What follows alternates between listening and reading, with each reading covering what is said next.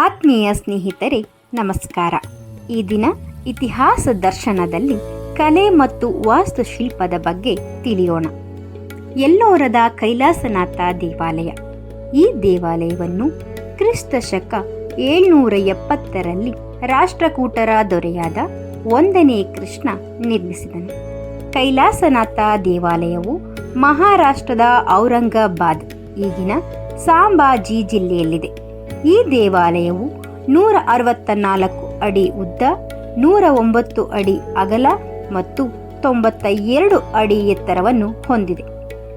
ಎಲ್ಲೋರದಲ್ಲಿರುವ 34 ಗುಹೆಗಳಲ್ಲಿ ಇದು 16ನೇ ಗುಹೆಯಾಗಿದ್ದು ಶೈವ ಧರ್ಮಕ್ಕೆ ಸಂಬಂಧಿಸಿದೆ.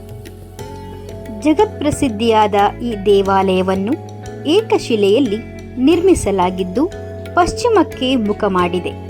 ಕೈಲಾಸನಾಥ ದೇವಾಲಯವು ದ್ರಾವಿಡ ಶೈಲಿಯಲ್ಲಿದೆ ಮತ್ತು ಶಿಲ್ಪಿ ವಿಶ್ವಕರ್ಮ. ಪ್ರವೇಶ ದ್ವಾರ, ನಂದಿ ಮಂಟಪ, ಚತುರ್ಶಾಲೆ ಮತ್ತು ಗರ್ಭಗುಡಿಯನ್ನು ಹೊಂದಿದೆ. ದೇಗುಲದ ಹೊರಾಂಗಣದಲ್ಲಿ 2 ಆನೆಗಳು ದೇವಾಲಯವನ್ನು ಒತ್ತಂತೆ ಕಾಣುತ್ತದೆ.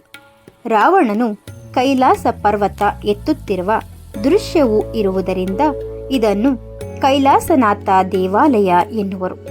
ದಶಾವತಾರ, ಭೈರವ, ರುದ್ರತಾಂಡವ, ತ್ರಿಪುರಾಂತಕ, ಗಿರಿಜ ಕಲ್ಯಾಣ, ಪಗಡೆ ಆಡುತ್ತಿರುವ, ಸಂಗೀತ ಆಲಿಸುತ್ತಿರುವ, ಗಜಾನನ, ಲಕ್ಷ್ಮಿ, ಗಂಗಾ, ಯಮುನಾ, ನರಸಿಂಹ ಶಿಲ್ಪದ ದೃಶ್ಯವಿದೆ.